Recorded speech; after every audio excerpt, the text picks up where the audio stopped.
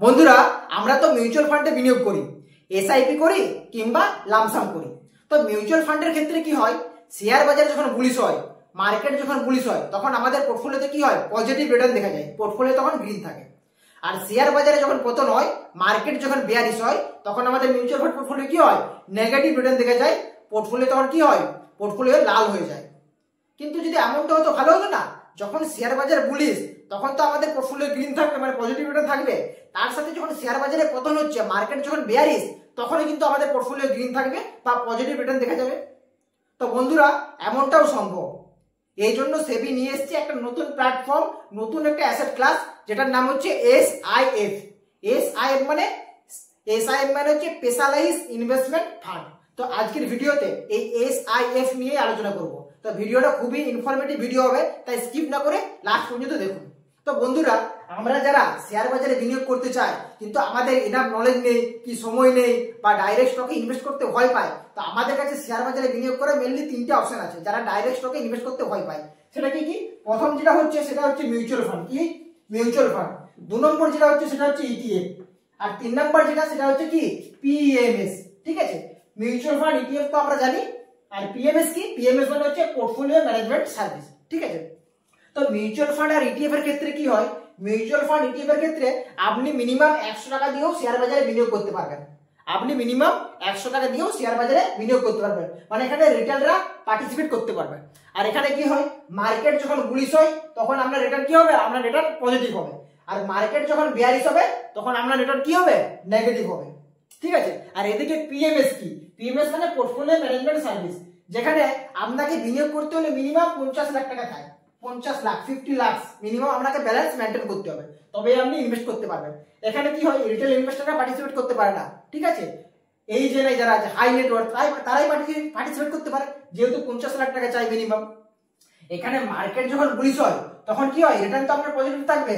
সাথে কি হয়, মার্কেট যখন বেয়ারিশ হয়, মার্কেট যখন নেগেটিভ সেন্টিমেন্ট, শেয়ার বাজারে যখন পতন হচ্ছে, তখন কিন্তু আপনার পোর্টফোলিও কি, আপনার পোর্টফোলিও রিটার্ন পজিটিভ থাকতে পারে। ঠিক আছে, এটা হচ্ছে পিএমএস, পোর্টফোলিও ম্যানেজমেন্ট সার্ভিস। এখানে ডাইরেক্ট স্টক বাই সেল করা হয়। আপনি আপনার অ্যাকাউন্ট থেকে ডাইরেক্ট স্টক বাই সেল করা হয়, আপনি করবেন না। আপনার বিহেভে আপনার যে ফান্ড ম্যানেজার থাকবে, মানে আপনার যে পোর্টফোলিও ম্যানেজার থাকবে, তিনি স্টক বাই সেল করবেন। ঠিক আছে, কিন্তু আপনার পোর্টফোলিওতে সেগুলো শো হবে।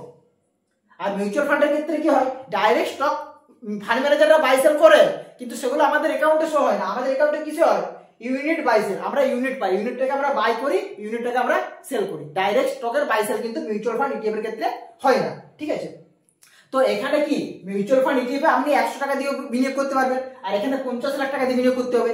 এই সুবিধাটা নিতে হলে, এই ফিচারটা নিতে হলে আমাদেরকে 50 লাখ টাকা দিয়ে মিনিমাম বিনিয়োগ করতে হবে। তো এই 50 লাখ টাকা দিয়ে বিনিয়োগ করা তো সবার পক্ষে সম্ভব না। ওই জন্য রিটেল ইনভেস্টররা যাতে এই পিএমএস এর মতো স্কিমে পার্টিসিপেট করতে পারে, ওই জন্য সেবি নিয়ে এসেছে একটা নতুন স্কিম, নতুন একটা ফান্ড, সেটা হচ্ছে এসআইএফ। এসআইএফ মানে কি? Specialised investment fund. তো এই এসআইএফ এ কি হবে, এসআইএফ এ শেয়ার মানে স্টকের শর্ট আর লং করা হবে। শর্ট আর লং মানে কি? শর্ট মানে হচ্ছে কি, কোন স্টককে আগে প্রথমে সেল করে দেওয়া, তারপরে বাই করা, মানে এক ধরনের ডেরিভেটিভ ট্রেডিং। আর লং মানে কি? লং মানে আপনি কোন স্টক বাই করলেন প্রথমে, তারপরে প্রফিট দিলে সেখানে সেল করলেন, তো এটা হচ্ছে লং। মিউচুয়াল ফান্ড ইটিএফ এর ক্ষেত্রে কি হয়, স্টক লং করা হয়, মানে স্টক প্রথমে বাই করা হয়, সেল করা হয়। কিন্তু এই পিএমএস, এসআইএফ, এখানে কি হয়, স্টক শর্ট করা হবে, মানে স্টক প্রথমে সেল করা হবে, তারপরে নিচে বাই করা হবে। তো এতে কি ফায়দা হয়, মার্কেট যখন ডাউন ট্রেন্ডে থাকে, কোন স্টক ধরুন পতন হবে, সেই সময় যদি স্টক আগে সেল করে পরে বাই করা হয়, তো কি হবে, সেই স্টক থেকে আপনি পজিটিভ রিটার্ন পাবেন। ওই জন্য আমি বলছি যে আপনার পোর্টফোলিও কখনোই নেগেটিভ হবে না। করোনার মতন সিচুয়েশনও আপনার পোর্টফোলিও, কোভিড এর মতন সিচুয়েশনও আপনার পোর্টফোলিও কি হতে পারে, পজিটিভ রিটার্ন দিতে পারে। তো এখানে কি হয়, শর্ট করা হয় আর লং করা হয়, দুটো পদ্ধতি অবলম্বন করা হয়।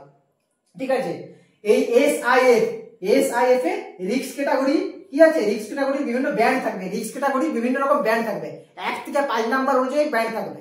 আপনি কোন ধরনের রিস্ক ক্যাটাগরিতে আসছেন, এখানে আপনি high risk high return category choose করতে পারেন এসআইএফ এ, আপনি লো রিস্ক লো রিটার্ন ক্যাটাগরিও চুজ করতে পারেন। 1 থেকে 5 এর মধ্যে ব্যান্ড থাকবে। আর এসআইএফ এর বিভিন্ন ক্যাটাগরি আছে, আমাদের যেমন মিউচুয়াল ফান্ডের ক্যাটাগরি আছে না, large cap, mid cap, small cap, তেমনই এসআইএফ এরও বিভিন্ন ক্যাটাগরি থাকবে। যেমন আপনাদেরকে যদি আমি এক্সাম্পল দিই, তো সেবি এখন বলেছে যে এসআইপি এর মেইনলি 7টা ক্যাটাগরি হবে। এখন 7টা ক্যাটাগরি কি কি হবে, 3টে হবে ইকুইটি থেকে, 3টে কি হবে, ইকুইটি থেকে 3টে হবে, আর দুটো হবে ডেপ্টের থেকে আর দুটো হবে হাইব্রিডের থেকে।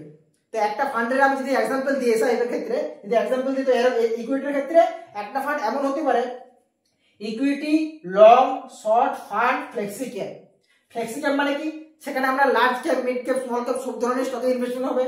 লং আর শর্ট মানে কি, মানে সেই স্টকগুলো ফান্ড ম্যানেজার যে ম্যানেজার থাকবে আপনার সেই স্টকগুলো লং করতে পারবে, মানে বাই করে সেল করতে পারবে, যেটা মিউচুয়াল ফান্ড ইটিএফ এর ক্ষেত্রে হয়। এছাড়াও সেখানে শর্ট করতে পারবে, ফান্ড ম্যানেজার সেখানে কি করতে পারবে, শর্ট করতে পারবে, মানে স্টক যদি নিচে আসে তো প্রথমে উপরে সেল করে নিচে আবার বাই করতে পারবে, মানে নেগেটিভ সিচুয়েশনে ডাউন সিচুয়েশনে মার্কেট পতনও কিন্তু পজিটিভ রিটার্ন আপনার পোর্টফোলিওতে দেখা যাবে।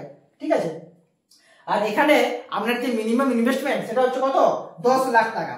এখানে যেমন পিএমএস এ 50 লাখ টাকার জন্য রিটেল ইনভেস্টররা পার্টিসিপেট করতে পারছিল না, কিন্তু এখানে আপনার কাছে যদি 10 লাখ টাকা মিনিমাম ব্যালেন্স আপনি মেইনটেইন করেন তবে কিন্তু আপনি এসআইপি পার্টিসিপেট করতে পারবেন। ঠিক আছে, আর এখানে যে ট্যাক্স রুল আছে, এই যে ট্যাক্স রুল, এই এলটিসিজি এসটিসিজি আমরা যেমন মিউচুয়াল ফান্ডের ক্ষেত্রে ট্যাক্স লাগে, এলটিসিজি লাগে long term capital gain, short term capital gain, তো সেই একই আমরা এখানে এলটিসিজি এসটিসিজি ট্যাক্স দিতে হবে। তো এখানে কি হবে, এখানে কিন্তু আপনি ইউনিট পাবেন না এসআইপি, মিউচুয়াল ফান্ডে যেমন আপনি ইউনিট পাবেন না, এসআইপি আপনি ইউনিট পাবেন না, আপনার অ্যাকাউন্ট থেকে ডাইরেক্ট স্টক বাই সেল হবে।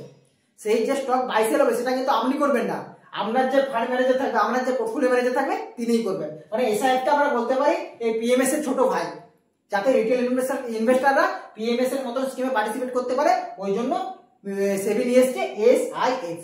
তো বুঝতে পারলেন আশা করি আপনারা। তো এরপর আসি এই এসআইএফ এ কাদের বিনিয়োগ করা উচিত আর কাদের উচিত না।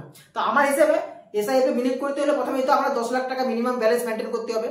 তো আমরা যদি ক্যাপাসিটি থাকে, আপনার যদি 10 লাখ টাকা মিনিমাম ব্যালেন্স থাকে, তো আমি বলবো আপনি এসআইএফ এর মতো স্কিমে বিনিয়োগ করতে পারেন।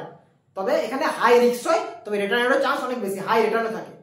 তো আমাদের যে ফান্ড আছে, আমাদের পোর্টফোলিও ম্যানেজ করার জন্য মিউচুয়াল ফান্ডের পাশাপাশি কিন্তু এসআইপিও কিছু টাকা বিনিয়োগ করা উচিত যদি এই ধরনের কোনো স্কিম আসে। তো সেবি বলে দিয়েছে যে এসআইপি নেক্সট কিছু সময়ের মধ্যে আসতে চলেছে। তো আজকের এই ভিডিওটা আপনাদের কেমন লাগলো, যদি ভালো লাগে ইনফরমেটিভ মনে হয় তবে অবশ্যই একটা লাইক করে দিন, আর চ্যানেল নতুন হলে অবশ্যই চ্যানেলটাকে সাবস্ক্রাইব করে রাখুন। চলুন দেখা হবে নেক্সট ভিডিওতে, আপনাদের সকলকেই ধন্যবাদ।